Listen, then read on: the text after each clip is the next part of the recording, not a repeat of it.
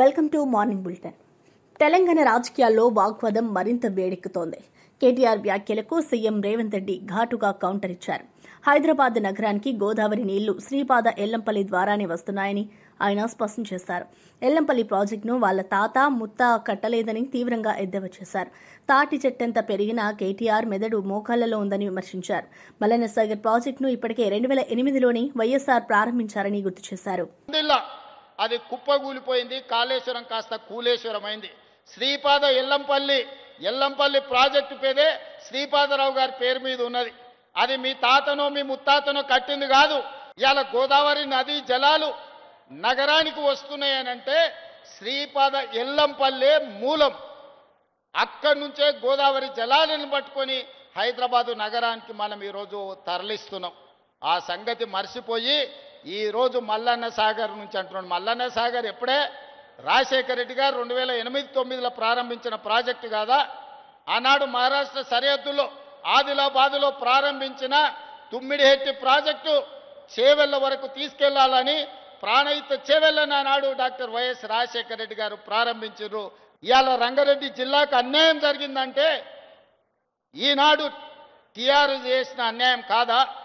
ఆనాడు చేవెళ్లలో రాజశేఖర రెడ్డి గారు ప్రారంభించిన ప్రాజెక్టు అటు చేవెళ్ల, వికారాబాద్, తాండూరు, పరిగి వరకు గోదావరి జలాలను అందించడం ద్వారా ఈరోజు ఈ రంగారెడ్డి జిల్లాలో గోదావరి జలాలతోని వ్యవసాయానికి అందించాలని ఆనాడు డాక్టర్ వైఎస్ రాజశేఖర రెడ్డి గారు ఉన్నప్పుడు కాంగ్రెస్ పార్టీ చేసిన ప్రణాళిక కాదా? రైతుల సమస్యలపై ఎమ్మెల్సీ తూమాటి మాధవరావు గారు కూటమి ప్రభుత్వంపై తీవ్ర విమర్శలు గుప్పించారు. జగన్మోహన్ రెడ్డి ప్రభుత్వ హయాంలో రైతు భరోసా కేంద్రాలు ఏర్పాటు చేసి పంట వేసే దగ్గర నుండి మార్కెటింగ్ వరకు రైతులకు అండగా నిలిచిందని గుర్తు చేశారు. అయితే నేడు కూటమి ప్రభుత్వ హయాంలో రాష్ట్రంలో అసలు వ్యవసాయ శాఖ ఉందా లేదా అన్న పరిస్థితి వచ్చిందని అన్నారు. రైతులు ఎరువులు లేవని రోడ్డెక్కుతుంటే వారికి అండగా వైఎస్ఆర్ కాంగ్రెస్ పార్టీ మాత్రమే పోరాడుతోందని స్పష్టం చేశారు. ఎన్ని ఎరువులు కావాలి, వాటికి విత్తనాలు ఎన్ని కావాలి, ఏ పంటకి పురుగు మందులు ఎన్ని కావాలి, అవన్నీ కూడా వాళ్ళకి రైతు భరోసా కేంద్రాల్లో ఎన్నింటిని తీసుకొని వాటిని తెచ్చి అక్కడ స్టాక్ పెట్టి వాళ్ళకి రైతులకి ఏ ఇబ్బంది లేకుండా గ్రామంలోనే సప్లై చేసే పరిస్థితి మనం చూసాం. మళ్ళీ పంట పండి చేతికి వచ్చే టైం కల్లా ఎంత ఈల్డింగ్ వస్తూ ఉంది, ఎంత ప్రొడక్షన్ వస్తుంది, ఈ పంటకి ఎక్కడ డిమాండ్ ఉందని చెప్పని దేశవ్యాప్తంగా కాదు వేరే దేశాల్లో కూడా మొత్తం టెక్నికల్ డేటా తెప్పించుకొని ఆ పంటకు గిట్టుబాటు ధర వచ్చే విధంగా మన ప్రభుత్వం గతంలో చర్యలు తీసుకోవడం జరిగింది. ఎక్కడైనా విపత్తులు వచ్చి పోతే ఇన్సూరెన్స్ కావచ్చు, అన్ని రకాలుగా వ్యవసాయదారుల్ని, వ్యవసాయ రంగాన్ని చేదోడు వాదోడుగా నిలబడి అండగా నిలబడి ముందుకు తీసుకెళ్ళిన పరిస్థితి గత ప్రభుత్వంలో ఉంటే ఇప్పుడు అసలు వ్యవసాయ శాఖ ఉందా లేదా ఈ రాష్ట్రంలో అనే పరిస్థితి ఈరోజు ఇక్కడ కనపడతా ఉంది. వైఎస్ఆర్ కాంగ్రెస్ పార్టీ ఆందోళన బాటపట్టి రైతులు రోడ్డు మీదకి వచ్చే పరిస్థితి వచ్చిన తర్వాతే కూడా మీరు చలనం కలగలేదంటే ఈరోజు మీ ప్రభుత్వాన్ని ఏమనాలని చెప్పి అడుగుతా ఉన్నాం. ఆర్డీఓ కార్యాలయాల్లో, డివిజన్ కేంద్రాల్లో పోయి రిప్రజెంటేషన్ ఇవ్వాలని ఒక రైతుల తరఫున ఆందోళన కార్యక్రమం చేపట్టిన తర్వాత మీరు దాన్ని డీవియేట్ చేయడానికి ఈరోజు సూపర్ 6 సూపర్ సక్సెస్ అని చెప్పి రేపు ధర్నా ఉంటే మీరు ఎల్లుండి ఆ కార్యక్రమం అనంతపూర్లో పెట్టుకున్నారంటే ఇన్ని కష్టాల్లో రైతులు ఇబ్బందులు పడతా ఉంటే దీన్ని పక్కన పెట్టి మీరు సూపర్ సక్సెస్ అని చెప్పి మీరు ఈరోజు విజయోత్సవ సభలు చేసుకుంటా ఉన్నారంటే మీరు అసలు ఏ మొహం పెట్టుకొని రైతులకు సమాధానం చెప్పాలనుకొని ఆ సభలు పెడుతున్నారో అర్థం కాని పరిస్థితుంది. కానీ మీ ఏదైతే డైవర్షన్ పాలిటిక్స్లో భాగంగా ఈ రైతుల సమస్యలను బయటికి రానియకుండా దీన్ని డీవియేట్ చేయడం కోసమే, పక్కదారి పట్టించడం కోసమే ఈ సభ పెట్టారని చెప్పి నేను ఈ సందర్భంగా మిమ్మల్ని అడుగుతా ఉన్నా.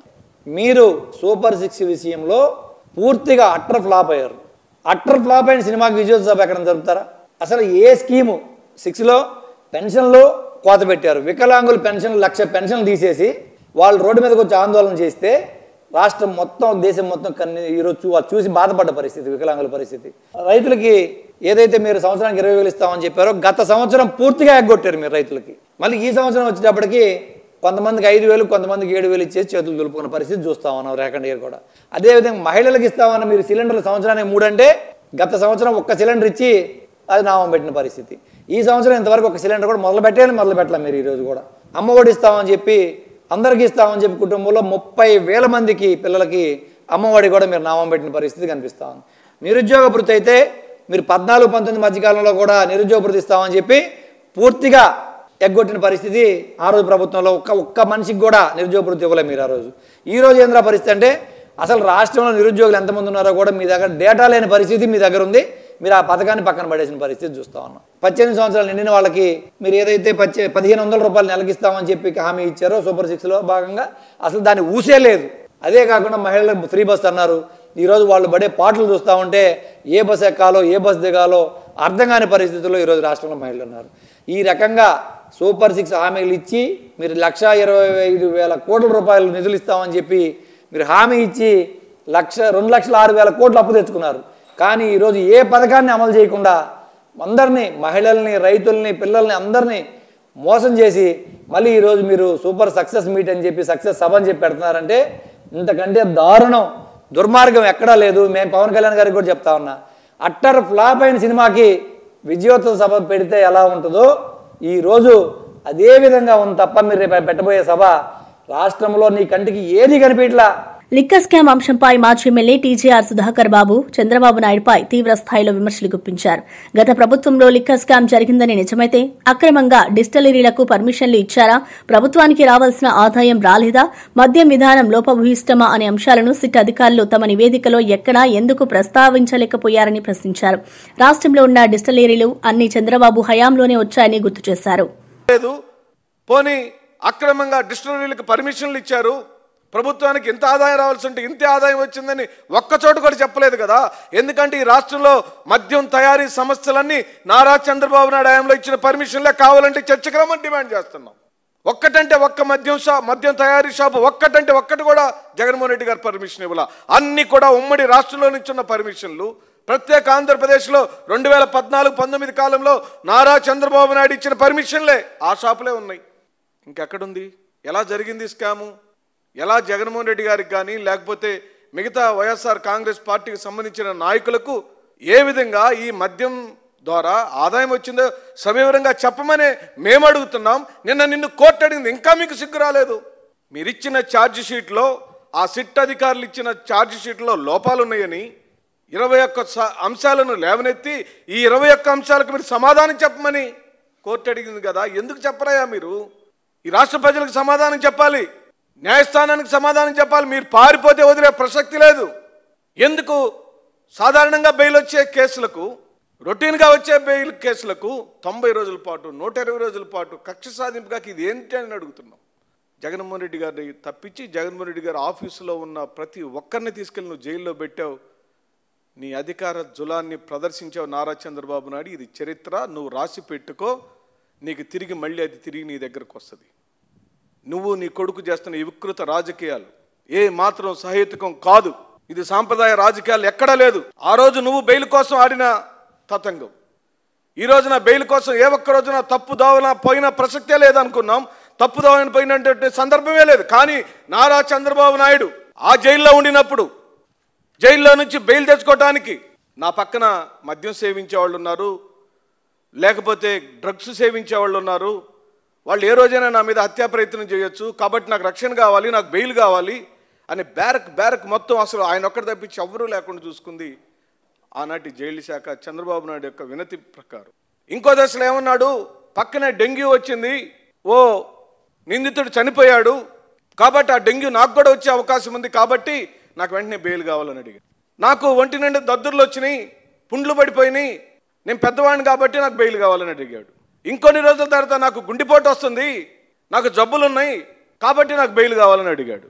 దోమలు కొడుతున్నాయని ఒకరోజు, డెంగ్యూ వస్తుందని ఒకరోజు, గుండెపోటు అని ఒకరోజు, ఒంటి నిండా దద్దుర్లని ఒకరోజు, ప్రతి వారానికి ఒక కొత్త రకమైన జబ్బుల్ని అనుకుని ఆ జబ్బులకు మందు ఒకటే అన్నాడు, అది బెయిల్ అని అడిగాడు. స్కిల్ క్యాంప్లో జైల్లో ఉన్న చంద్రబాబు నాయుడు బెయిల్ తెచ్చుకోవడానికి వేసిన పన్నాగాలు 1-2 అంటే 100 కొద్దీ ఉన్నాయి. చివరికి బెయిల్ తెచ్చుకున్నాడు. బెయిల్ తెచ్చుకున్నాడు, సంతోషం. రాజమండ్రి నుంచి వారు విజయవాడ రావడానికి ఎన్ని గంటల ప్రయాణం పట్టిందండి? స్ట్రైట్గా రావాలిగా, లేకపోతే హెలికాప్టర్లు వచ్చేయాలిగా, లేకపోతే ఫ్లైట్లో రావాలిగా. అన్ని జబ్బులు ఉన్నవాడిని వెంటనే హాస్పిటల్కి తీసుకెళ్లాలిగా. మీరేం చేశారు? రాజమండ్రి నుండి మీ ఇంటి దాకా, కరకట్ట మీద ఉన్న మీ ఇంటి దాకా ఊరేగింపుతో తెచ్చారు. మధ్యరాత్రి తెల్లవారుజామున 3 గంటలకు తెచ్చారు. నువ్వు వేసిన ఆ రోజు పన్నాగాలు మేము ఇక్కడ వేయకుండా మేము పూర్తిగా న్యాయబద్ధంగా సాంప్రదాయంగానే ప్రవర్తించామని మీ సందర్భంలో మేము చెబుతూ, ఒక ధనుంజయ రెడ్డి గారిని నువ్వు జైల్లో పెట్టినంత మాత్రానో, ఒక ఓఎస్డి కృష్ణమోహన్ రెడ్డి గారిని నువ్వు జైల్లో పెట్టినంత మాత్రానో, ఆ బాలాజీ గోవిందప్ప అంటే ఆ బిజినెస్ మ్యాన్, నేను దాని గురించి మాట్లాడను. ఓ చెవిరెడ్డి భాస్కర్ రెడ్డి గారిని నువ్వు జైల్లో పెట్టినంత మాత్రానో రేపొద్దున ఇంకొకరిని ఎవరైనా తీసుకెళ్లి జైల్లో వేద్దాం అనుకున్నంత మాత్రానో వైఎస్ జగన్మోహన్ రెడ్డి గారు ఈ రాష్ట్ర ప్రజల కోసం చేసే యుద్ధాన్ని ఒక్క క్షణం కూడా నువ్వు ఆపలేవని చెప్పి అంటున్నాను చంద్రబాబు నాయుడు గారు. ఆనాటి ఢిల్లీ నుండి ఈనాటి వరకు నువ్వైనా నీ పైనాళ్ళైనా ఆ పైనాళ్ళైనా ఎవరైనా సరే ఈ రాష్ట్ర ప్రజల కోసం జగన్మోహన్ రెడ్డి గారికి ఉన్నటువంటి కమిట్మెంట్ని ఆపటం మీ వల్ల కాదని మేము చెబుతున్నాం. మీ వల్ల అయ్యే ప్రసక్తే కాదు.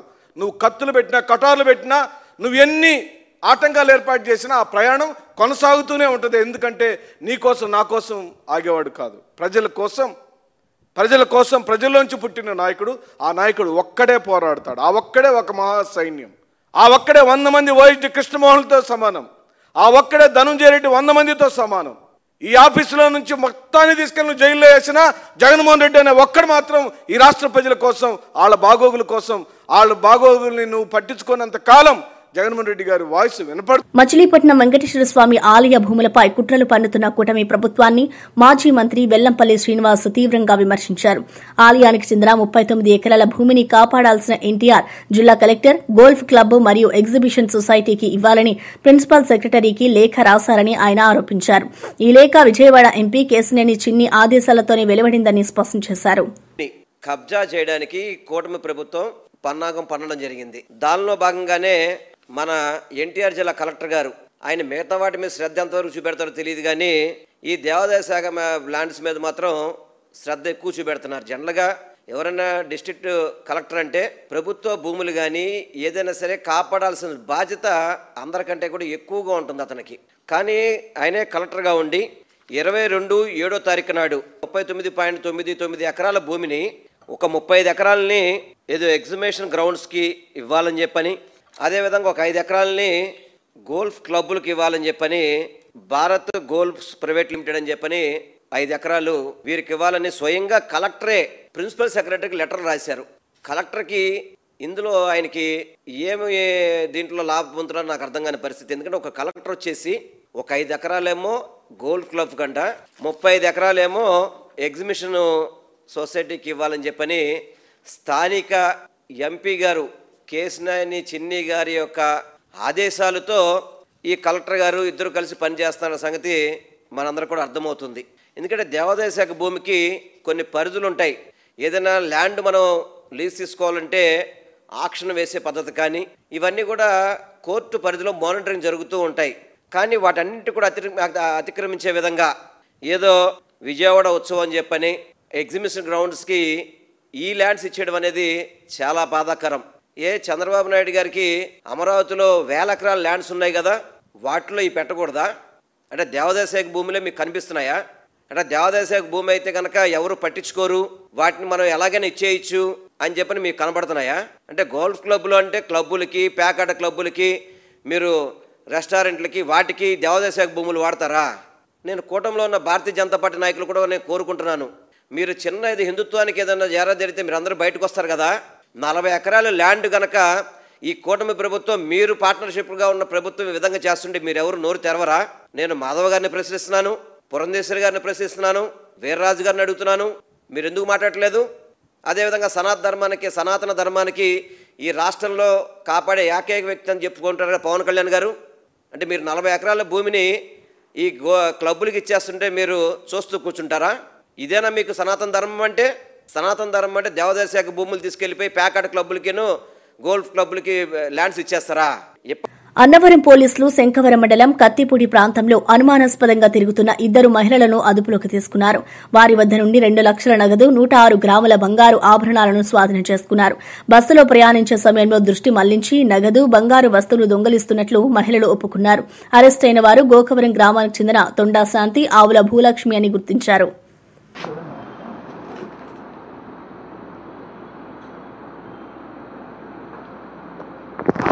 మధ్యకాలంలో మా కాకినాడ జిల్లా అన్నవరం, ప్రత్తిపాడు, ఏలేశ్వరం, రోతులపూడి ఈ పోలీస్ స్టేషన్ పరిధిలో ఈ ఆటోల్లోని ఆర్టీసీ బస్సులోని ప్రయాణించే ప్రయాణికుల వద్ద తోటి ప్రయాణికుల మాదిరిగా నడుస్తూ ప్రవర్తిస్తూ వాళ్ళ బ్యాగుల్లో నుంచి విలువైన బంగారు వస్తువులు, డబ్బు దొంగలించడం జరిగింది.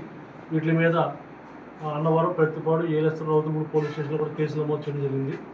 ఈ దొంగతనాల మీద ప్రత్యేక దృష్టి పెట్టాలని చెప్పి మా జిల్లా SP Shri G Bindumadhav IPS గారి ఉత్తర్వుల ప్రకారం మా డిఎస్పీ శ్రీ శ్రీహరిరాజు గారు వారి యొక్క పర్యవేక్షణలో నేను మా ఎస్ఐ గారు మా క్రైమ్ పార్టీ సిబ్బంది అందరూ కూడా కలిపి ఈ దొంగతనాలకు సంబంధించినటువంటి ఎక్కడెక్కడైతే ఈ దొంగతనాలు చేశారో ఆ ఏరియాలో ఉన్నటువంటి సీసీ ఫుటేజ్ అన్నింటినీ కూడా సేకరించి ఈ 4 కేసులకు సంబంధించి ప్రతిపాడు కేసులో ప్రాపర్టీ ఒక హారం అండ్ ఈ రూపులు ఇవన్నీ కూడా ప్రతిపాడు బస్ స్టాండ్లో పోవడం జరిగింది.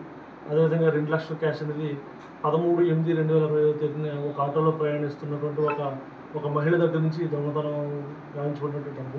అదేవిధంగా చైన్ వచ్చి మా ఏలేశ్వరం సంబంధించిన కేసులో ఆర్టీసీ బస్సులో దొంగలించుకున్నటువంటి చైన్. అదేవిధంగా ఈ చిన్న నెక్లెస్ వచ్చేసరికి ఇది మా రౌతులపూడికి చెందినటువంటి పోలీస్ స్టేషన్కి సంబంధించిన కేసులో ప్రాపర్టీ. ఇవన్నీ కూడా తొండా శాంతి అలియాస్ కాసమ్మ, ఆవుల భూలక్ష్మి వీళ్ళిద్దరూ కూడా డైవర్స్ కాలనీ గోకవరం ప్రసిద్ధి చెందినటువంటి తెలగాపాముల కమ్యూనిటీకి చెందినటువంటి మంచి స్నాచర్స్ వీళ్ళందరూ కూడా. వీళ్ళు తోటి ప్రయాణికుల మాదిరిగా నడుస్తూ ప్రయాణికులు వాళ్ళతో మాట్లాడగలుగుతారంటారు. రెండో వాళ్ళ బ్యాగ్లో ఉన్నటువంటి వస్తువులన్నింటినీ చాలా చాకచక్యంగా వాళ్ళు తెలియకుండా దొంగలిస్తూ ఉంటారు. వీళ్ళ మీద గతంలో కూడా చాలా కేసులు నమోదు ఉన్నాయి. అదేవిధంగా మా కేసులకు సంబంధించినటువంటి మా సర్కిల్ పరిధిలో 4 స్టేషన్లో ఉన్నటువంటి ప్రాపర్టీని మా అన్నవారు ఎస్ఐ శ్రీ శ్రీహరిబాబు గారు వాళ్ళ యొక్క క్రైమ్ సిబ్బంది వాళ్ళ మహిళా హెడ్ కానిస్టేబుల్ ఏఎస్ఐ గారి సహాయంతో ఈ 2 ముద్దాయిలను అరెస్ట్ చేసి ఈ క్రైమ్ ప్రాపర్టీని సీజ్ చేయడం జరిగింది. Thank you. ప్రాపర్టీ ఎంత ఉంది సార్? ఈ ప్రాపర్టీ వచ్చేసరికి గోల్డ్ వచ్చి 106.5 గ్రాములు 106.5 గ్రాములు బంగారం, అదే క్యాష్ వచ్చి 2 లక్షలు. ఈ సందర్భంగా ఈ ప్రయాణికులందరికీ కూడా ఎవరైతే ఈ మధ్యకాలంలో ఆర్టీసీ ప్రభుత్వం కూడా ప్రతిష్టాత్మకంగా ఈ స్త్రీ శక్తిలో భాగంగా ఈ ఉచిత ఆర్టీసీ పథకం కూడా పెట్టడం జరిగింది. కాబట్టి దయచేసి లేడీస్ అందరూ కూడా మీరు ప్రయాణించే క్రమంలో మీరు ఆర్టీసీ బస్సులో కానీ ఆటోలో కానీ ప్రయాణించేటప్పుడు మీ పక్కన ఎవరు కూర్చుంటున్నారు, వాళ్ళు ఏ రకంగా ప్రవర్తిస్తూ ఉన్నారు, మీతో ఒకళ్ళు మాట్లాడుతున్నప్పుడు రెండో వాళ్ళ మీ బ్యాగ్లో ఎక్కడ ఉంటుంది, వాళ్ళు ఎలా చూస్తున్నారు అన్నది కూడా దయచేసి మీరు అబ్జర్వ్ చేసుకోవాల్సిందిగా ఈ సందర్భంగా తెలియజేయండి. Thank you. ఇమాంలు మౌజన్లకు గత 11 నెలలుగా వేతనాలు ఇవ్వకపోవడంపై కూటమి ప్రభుత్వ వైఫల్యమని వైఎస్సార్సీపీ మైనార్టీ వింగ్ రాష్ట అధ్యకులు షేక్ ఖాదర్ బాషా తీవ్రంగా విమర్శించారు. మైనార్టీలను మోసం చేసిన కూటమి ప్రభుత్వం వెంటనే పెండింగ్ బకాయిలను చెల్లించాలని ఆయన డిమాండ్ చేశారు. ఈ సమస్య పరిష్కారం కోసం ప్రతి జిల్లా కలెక్టర్ను కలిసి ఇమాంలు మౌజాన్లకు వేతనాలు ఇప్పించాలని అధికారులను కోరుతున్నామని తెలిపారు. జగన్మోహన్ రెడ్డి గారు ఏదైతే చెప్పారో అది చేసి చూపించారు. ఎందుకంటే ముఖ్యంగా ఆ మైనార్టీ సంక్షేమానికి ఏదైతే చెప్పారో జగన్మోహన్ రెడ్డి గారు కట్టుబడి ఉన్నారు. ముఖ్యంగా జగన్మోహన్ రెడ్డి గారు ఒక మాట అన్నారు, నా యొక్క మేనిఫెస్టో 2 పేజీలదే, ఆ 2 పేజీల మేనిఫెస్టోని నేను ఖురాన్గా బైబిల్గా మళ్ళొచ్చి నేను భగవద్గీతగా ఆచరిస్తానని చెప్పిన నాయకుడు ఎవరంటే ఇండియాలో ఒకడే ఉన్నాడు, ఆయన జగన్మోహన్ రెడ్డి గారు అని చెప్పి మీకు అంతా చెప్తున్నా. ముఖ్యంగా ఏదైతే మేనిఫెస్టోలో జగన్మోహన్ రెడ్డి గారు మైనార్టీలకు వాగ్దానం చేశారో ఆ 6 వాగ్దానాన్ని తూచా తప్పకుండా 2 సంవత్సరాలను పూర్తి చేసిన ఘనత కూడా మన జగన్మోహన్ రెడ్డి గారి కాదని చెప్పి మీకు అంతా చెప్తున్నా. ముఖ్యంగా ఈ కూటమి ప్రభుత్వం ఏదైతే ఉందో మీకంతా తెలుసు, మా యొక్క ముస్లిం సోదరులు నమాజ్ చదవాలంటే ఇమాం మోజన్లే మాకు యొక్క ఫస్ట్ దిక్కు, వాళ్ళు లేకపోతే మా నమాజీ పూర్తి కాదు. అటువంటిది ఇమాం మోజన్లు మన జగన్మోహన్ రెడ్డి గారు ఏదైతే ఉన్నారో ప్రతి 2 నెలలకు ఒకసారి వాళ్ళకి జీతం వేస్తున్నారు. కానీ ఈ కూటమి ప్రభుత్వం ఏదైతే ఉందో ఇంతవరకు అంటే ఎలక్షన్ ముందు 3 నెలలు, ఇప్పుడు చూసుకుంటే దగ్గర 8 నెలలు, మొత్తం కలుపుకుంటే 11 మంత్స్ నుంచి మనకేంటంటే ఇమాములకి 10,000, మోజన్లకి 5,000 జీతం ఇంతవరకు రావడం లేదు. కాబట్టి మేమంతా ఆల్ ముస్లిం సోదరులంతా ఇమాములంతా మనకు అప్రోచ్ అయ్యారు. మన ముఖ్యంగా మైనార్టీ వింగ్ని మన అప్రోచ్ అయిన తర్వాత మాకు జీతాలు రావడం లేదు, మాకేదో అరకొర జీతాలు వస్తాయి మీకంతా తెలుసు, కాబట్టి మాకు జీతాలు రావడం లేదు 11 మంత్స్ నుంచి మొరపెట్టుకున్నారు. సరే అని చెప్పి ఇమీడియట్గా స్టేట్ వైడ్గా అంటే ఓన్లీ కర్నూలు జిల్లా తెలుగుదేశం పార్టీ నేతలు రైతుల సమస్యలను పక్కదారి పట్టించేలా వైసీపీ నేతలు వికృత చేష్టలు చేయడం సరికాదని విమర్శించారు. ఉల్లి రైతులను ఆదుకునేందుకు ముఖ్యమంత్రి చంద్రబాబు క్వింటాకు 1,200 మద్దతు ధరను ప్రకటించారని టీడీపీ నేత తిక్కారెడ్డి తెలిపారు. అయితే 2 రోజుల క్రితం పొలకల్లో 2 వైసీపీ కార్యకర్తలు పురుగుల మందు డబ్బాలో మద్యం పోసుకుని తాగి చేసిన ఆత్మహత్య డ్రామా విఫలమైందని ఆయన పేర్కొన్నారు. బాధపడుతున్నందుకు మనం పరామర్శ చేసి ప్రభుత్వం తరఫున మేము 1,200 మద్దతు ధర ఇస్తాం, ఇంకా ఏదైనా కావాలంటే చంద్రబాబు నాయుడు ఏం చేయాలో ఎట్లా చేయాలని అధికారులతో మేము అందరూ మాట్లాడుతూ ఉన్నాం. వాళ్ళు మందు సరాయి విస్కీ తాగే మందుబాబులు చేసే డ్రామాని ఈ రోజున రైతులు ఆత్మహత్య చేసుకున్నారని చెప్పి దీన్ని ప్రపంచానికి తెలియజేయాలని చెప్పి ఉద్దేశంతో వాళ్ళు సరాయి దాగి పడిపోతే వాళ్ళు కర్నూలు జనరల్ హాస్పిటల్కి వస్తే వాళ్ళ నాయకులు పరామర్శల మీద పరామర్శలు, అయ్య బాబోయ్ మా వాళ్ళు చచ్చిపోతారు బతుకుతారు అని చెప్పి పరుగుల మీద పరుగులు పెట్టి చూశారు. లాస్ట్కు డాక్టర్లు తేల్చిందేమంటే అయ్యా ఇది పురుగుల మందుగా తాగింది, కళ్ళు సరాయి తాగినారు వాళ్ళు, అది కూడా కేవలం డ్రామా అనేది. మూసీ నదిని జీవనదిలా పారించడంతో పాటు ప్రజల తాగునీటి అవసరాలను తీర్చేందుకు గోదావరి జలాలను హైదరాబాద్ నగరానికి తరలిస్తున్నామని ఐటీ, పరిశ్రమలు, వాణిజ్య, శాసనసభ వ్యవహారాల శాఖ మంత్రి శ్రీ దుద్దిళ్ల శ్రీధర్ బాబు గారు ప్రకటించారు. నగర భవిష్యత్ అవసరాలను దృష్టిలో ఉంచుకుని నీటి వనరులను సమగ్రంగా వినియోగించే చర్యలు తీసుకుంటున్నామని తెలిపారు.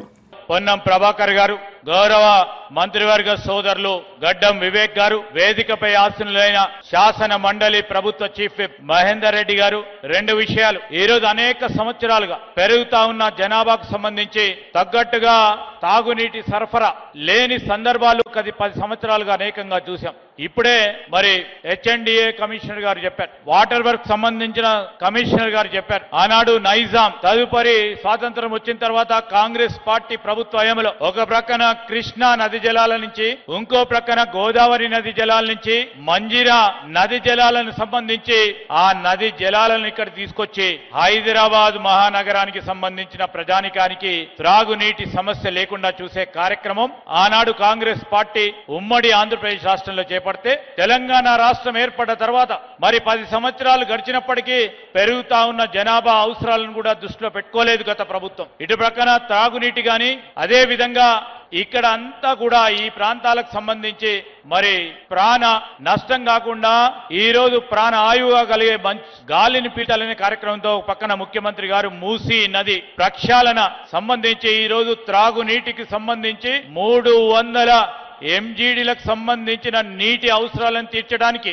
దానికి తోడు 5 టీఎంసీలు మూసీ నది జీవ నదిగా ప్రవహించడానికి, ఈ ప్రాంత వాసులందరికీ కూడా నీరు అందించడానికి శ్రీపాద ఎల్లంపల్లి నుంచి లిఫ్ట్ చేసుకొని ఆనాడు మేము కట్టిన శ్రీపాద ఎల్లంపల్లి నుంచి నీళ్లను లిఫ్ట్ చేసి ఈ రోజు ఇక్కడ హైదరాబాద్ నగరానికి తీసుకొస్తా ఉన్న సందర్భంలో మీ అందరి తరఫున మరి ఆలోచన చేసిన ముఖ్యమంత్రి గారికి హృదయపూర్వకంగా మరి కృతజ్ఞతలు చెప్పాల్సిన అవసరం ఉంటుంది. ఆ రోజు మౌలానా అబుల్ కలాం ఆజాద్ గోదావరి ఫేస్ ప్రాజెక్టు కార్యక్రమాలు చేపట్టి పూర్తి స్థాయిలో అయిపోయిన తర్వాత ప్రాజెక్టు నిర్మాణం పూర్తి స్థాయిలో అయిపోయి నీళ్లు ఇచ్చే సందర్భంలో ప్రభుత్వాలు మారి పార్టీకి సంబంధించిన కొంతమంది వేరే పార్టీలకు సంబంధించి వారు తీసుకొచ్చే ప్రయత్నం చేశామని చెప్పటం ఎంత సిగ్గుచేటుగా ఉండేనో కాదు. ఈ రోజు రాబోయే 2 సంవత్సరాల్లో అవసరాలను దృష్టిలో పెట్టుకొని త్రాగునీటి సరఫరా చేయడానికి ఈ కార్యక్రమానికి నాంది పలికిన ప్రభుత్వం కాంగ్రెస్ ప్రభుత్వం. ఇదే మార్పు అని చెప్పడానికి నిస్సందేహంగా మేము చెప్పదలుచుకున్నాం. ఈ సందర్భంలో గౌరవ ముఖ్యమంత్రి గారికి మరి ఈ ఉపరాష్ట్రపతి ఎన్నికల్లో తాము పాల్గొనబోమని బీఆర్ఎస్ కార్యనిర్వాహక అధ్యక్షుడు కేటీఆర్ ప్రకటించారు. రాష్ట్రంలో యూరియా కొరత కారణంగా రైతులు తీవ్ర ఇబ్బందులు పడుతుంటే కాంగ్రెస్, బీజేపీ రెండూ ఈ రైతాంగాన్ని వేధిస్తున్నాయని ఆయన విమర్శించారు. 20 రోజుల కిందటే సమస్యను హెచ్చరించినా కేంద్రం స్పందించలేదని, రాష్ట్ర ప్రభుత్వం కూడా చర్యలు తీసుకోలేదని పేర్కొన్నారు. 70 లక్షల రైతుల తరపునే తాము ఈ ఎన్నికలను బహిష్కరించామని స్పష్టం చేశారు. హైదరాబాద్లో లక్షల మంది రైతులు ఇవాళ క్యూలలో ఉన్నారు ఎరువుల దుకాణాల ముంగట. రాష్ట్ర వ్యాప్తంగా ఒక జిల్లా కాదు అన్ని జిల్లాల్లో ఎక్కడికక్కడ కొట్టుకుంటున్నారు, మహిళలు కొట్టుకుంటున్నారు, మహిళా రైతులు. అంత అరాచకమైన పరిస్థితి ఉంది. 20-25 రోజుల కిందట మేము మా పార్టీ నుంచి డిమాండ్ చేసినాం, ఇది రాష్ట్ర ప్రభుత్వ వైఫల్యమా కేంద్ర ప్రభుత్వ వైఫల్యమా ఎవరిది అన్నది మీరు తెలుసుకోండి, కానీ రైతులకు ఎరువులు అందించండి. మీరు అందిస్తే తప్పకుండా మీకు మద్దతు ఇచ్చే అంశం పరిశీలిస్తామని చెప్పాం. See, we have nothing against the 2 candidates. ఇద్దరు మంచోళ్ళే కావచ్చు, justice Reddy and CP Radhakrishnan ఇద్దరు కూడా మంచోళ్ళే కావచ్చు, మేము కాదంటలేదు. కానీ ఇవాళ వాళ్ళు ఇద్దరు అభ్యర్థులు కూడా 2 వ్యవస్థలకు ప్రతినిధులు. అటు ఎన్డీఏ ఇటు ఇండియా, ఈ 2 కూటమిలకి వారు ప్రతినిధులు. వారు వ్యక్తులుగా కాదు నించున్నది, ఇండిపెండెంట్గా నించోలేదు. ఒకరు కాంగ్రెస్ తరపున, ఒకరు బీజేపీ తరపున నించున్నారు. ఇటు కాంగ్రెసు అటు బీజేపీ ఇద్దరూ కూడా ఈ రాష్ట్ర రైతులను వేధిస్తున్నారు, సతాయిస్తున్నారు, చావగొడుతున్నారు. వాళ్ళు ముష్టి యుద్ధాలకు తిరిగే ఒక అరాచక పరిస్థితి తెచ్చిపెట్టినారు. 20-25 రోజుల కింద మేము హెచ్చరించినా, అప్రమత్తం చేసినా ఇంతవరకు కేంద్ర ప్రభుత్వం స్పందించలేదు, రాష్ట్ర ప్రభుత్వం స్పందించలేదు. అందుకే 70 లక్షల మంది తెలంగాణ రైతన్నల తరపున మేము నిర్ణయం తీసుకున్నాం. నిజానికి నోటా ఉంటే ఎన్నికలు బహిష్కరించడం మంచిది కాదు, ప్రజాస్వామ్య ప్రక్రియలో పాల్గొనాలి. నోటా అనే బటన్ ఉంటే అందులో నోటా కొత్తటోళ్ళం, కానీ నోటా లేదు. అటో ఇటో ఏదో రెండిట్లో ఏదో ఒకటి చేయాల్సిన పరిస్థితి ఉంది. అందుకే ఈ ఎన్నికలు మేము we are abstaining. We are not going to participate as a party. నిన్నగాక మొన్న 2 రోజుల కిందట మా రాజ్యసభ ఫ్లోర్ లీడర్ సురేష్ రెడ్డి గారిని, అదేవిధంగా అందుబాటులో ఉన్న రాజ్యసభ సభ్యుల్ని పెద్దలు కేసీఆర్ గారు లంచ్కి పిలిచారు. మీటింగ్ కూడా అయింది, చర్చ కూడా జరిగింది ఏం చేద్దామని. చర్చించిన తర్వాతనే, అందుబాటులో ఉన్న ముఖ్యులతో కూడా చర్చించిన తర్వాతనే నిర్ణయం తీసుకున్నారు. ఈ ఎలక్షన్లో మేము ఎవరికి కూడా సబార్డినేట్ కాదు, ఎన్డీఏ సబార్డినేట్ కాదు, మేము ఇండియా సబార్డినేట్ కాదు, మేము తెలంగాణ ప్రజలకు సబార్డినేట్ అంతే. కాబట్టి తెలంగాణ ప్రజల పక్షాన వారి బాధను వ్యక్తం చేయడానికి ఇది ఒక వేదికగా వాడుకుంటున్నాం. తెలంగాణ రైతుల పక్షాన ఈ ఎన్నికల్లో మేము పాల్గొనబోట్లేదు. మాజీ మంత్రి మల్లారెడ్డి తిరుమలకు చేరుకున్నారు. అలిపిరి మెట్ల మార్గంలో ప్రత్యేక పూజ నిర్వహించిన ఆయన భక్తితో మోకాళ్లపై కొన్ని మెట్లు ఎక్కి స్వామివారికి తన వినమ్రతను చూపించారు. తిరుమల శ్రీ వెంకటేశ్వర స్వామి దర్శనం చేసుకున్న మల్లారెడ్డి కుటుంబ సభ్యులతో కలిసి ప్రత్యేక ప్రార్థనలు చేశారు. జన్మదినం సందర్భంగా స్వామి ఆశీస్సులు తీసుకోవడం తనకు ఎంతో సంతోషంగా ఉందని మాజీ మంత్రి మల్లారెడ్డి తెలిపారు.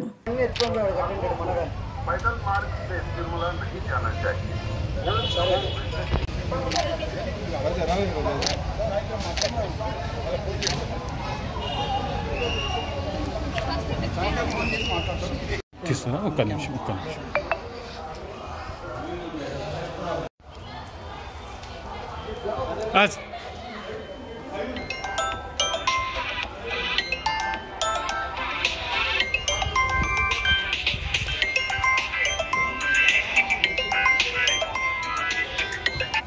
హలో, హైదరాబాద్ కా అంటే తిరుపతిలో, నేను తిరుపతిలో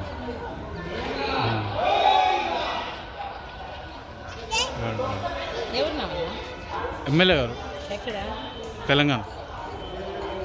రంగారెడ్డి జిల్లా గండిపేట మండలంలోని కోకాపేట్ నియో పోలీస్ వద్ద నిర్మించిన ట్రంపేట్ జంక్షన్ త్వరలో అందుబాటులోకి రానుంది. ఔటర్ రింగ్ రోడ్ను అనుసంధానిస్తూ నిర్మించిన ఈ ట్రంపేట్ జంక్షన్ ను రాష్ట ప్రభుత్వం హెచ్ఎంబీఏ ఆధ్వర్యంలో సుమారు 80 కోట్ల వ్యయంతో అత్యాధునిక శైలిలో తీర్చిదిద్దింది. రాబోయే 5 ఏళ్లలో నియో పోలీస్ లేఅవుట్లో పెరిగే జనాభా, వాహన రద్దీని దృష్టిలో ఉంచుకుని ఈ ప్రాజెక్టు రూపుదిద్దుకుంది.